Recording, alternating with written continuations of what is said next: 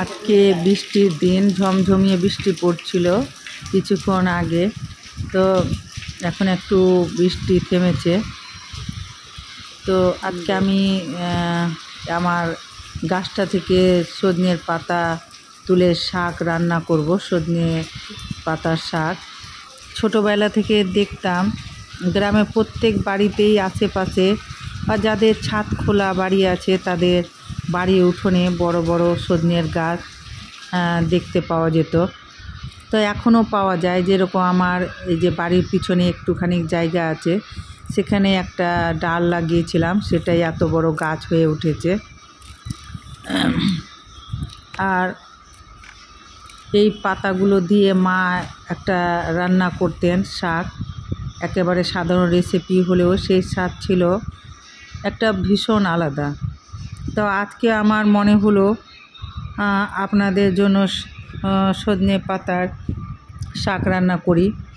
তাই যেমন মনে করা তেমনই করতে লেগে গেলাম। গাছে নিজস্ব গাছ থেকে তোলা টাটকা শাক দিয়ে। এই শাকে তবে একেবারে পুষ্টিগুণে এই শাক ভরপুর। একটু পুষ্টিগুণ জানা দরকার এই শাকের উপকারিতা সম্পর্কে। এর সাধারণ রেসিপি, সামান্য লবণ, জল আর পেঁয়াজ, রসুন, কাঁচামরিচ বেশি করে দিয়ে আর একটু খাওয়ার সোডা দিলে নরম হবে, সেদ্ধ হবে তাড়াতাড়ি। এটা কড়াইতেই করব। এটা খাওয়ার সোডা আছে, প্রেসার কুকারে দিলাম না। চাইলে আপনারা প্রেসার কুকারেও দিতে পারেন। আমি কড়াইয়ে রান্না করব। আগে রান্না করতাম তো জলগুলো ফেলে দিতাম, কিন্তু এখন এর পুষ্টি উপকারিতা যখন থেকে জেনেছি তখন থেকে আর জলগুলো ফেলি না, জল সহই শুকিয়ে রান্না করি। একটু হয়তো একটু তিতা ভাবটা বেশি লাগবে আর জলটা ফেলে দিলে একটু কম লাগবে, কিন্তু যেহেতু এত পুষ্টিগুণ আছে, উপকারিতা আছে, সেহেতু এর না ফেলেই রান্না করব। যেমন এতে আছে ভিটামিন এ, সি, ক্যালসিয়ামে ভরপুর, যা চোখ, হাড়, দাঁতের জন্য তো খুবই উপকারী। এতে এই শাকে আছে রোগ প্রতিরোধ ক্ষমতা বাড়ায় এই শাক। আর ডায়াবেটিস, কোলেস্টেরল নিয়ন্ত্রণে তো সাহায্য করেই, রক্ত শূন্যতা কমাতে সাহায্য করে যাদের হিমোগ্লোবিন কম আছে তাদের। আর প্রেশার নিয়ন্ত্রণের তো জুড়ি মানে কম হয়ে যাবে। কারণ আমি যেখানে কাজ করি সেখানে মা বাচ্চা নিয়েই কাজ করি। তো কোনো মায়ের যদি বিপি হাই হয় তখন প্রথমে আমরা ঘরোয়া টিপসগুলোই ফলো করতে বলি। তো তার মধ্যে একটা হলো সজনে পাতা শাক খেতে বলি, কি প্রেশারটা কমে যাবে, খেয়ে দেখবে কয়েকদিন।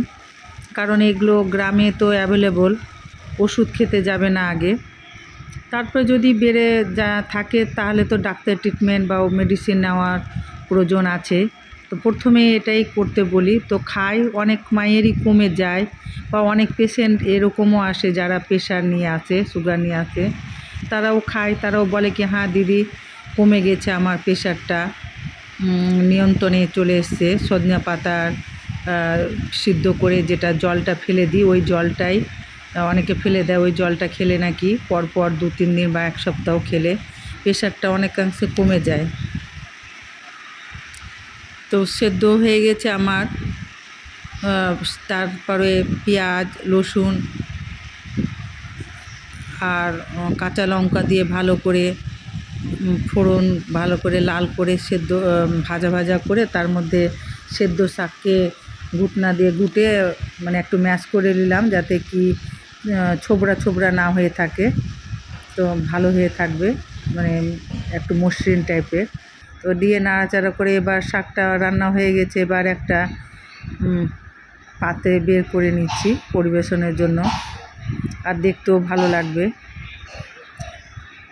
কাঁচা লঙ্কা দিয়ে পরিবেশন করে দিব।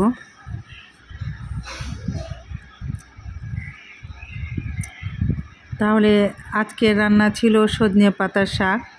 সাধারণ হলেও এর স্বাদ আর গুণ একেবারে অনন্য। আপনারাও সময় করে একবার রান্না করে দেখবেন, বিশ্বাস করুন খুব ভালো লাগবে গরম ভাতের সঙ্গে।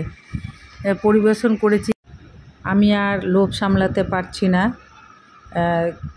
জিভে জল চলে আসছে। তাই গরম ভাতের সঙ্গে সজনে শাক, কাঁচা লঙ্কা ভালো করে ঘষে আজকে লাঞ্চ করব। যে কোনো শাকে এরকম কাঁচা লঙ্কা ঘষে খেলে টেস্ট দারুণ লাগে। আপনারাও চাইলে এরকম টিপস ফলো করবেন, ভালো লাগবে আপনাদেরকেও। আমরা তো খাই, আমাদেরকে ভালোই লাগে এরকম করে খেতে। এর সঙ্গে কোনো মাংস কোনো প্রয়োজনই পড়বে না। যদি ভিডিও ভালো লেগে থাকে তাহলে লাইক, শেয়ার আর কমেন্ট করতে ভুলবেন না। আর নতুন নতুন রেসিপি দেখতে চাইলে আমার চ্যানেল ফাতেমা লাইফস্টাইল এর সাথে থাকুন। আল্লাহ হাফেজ।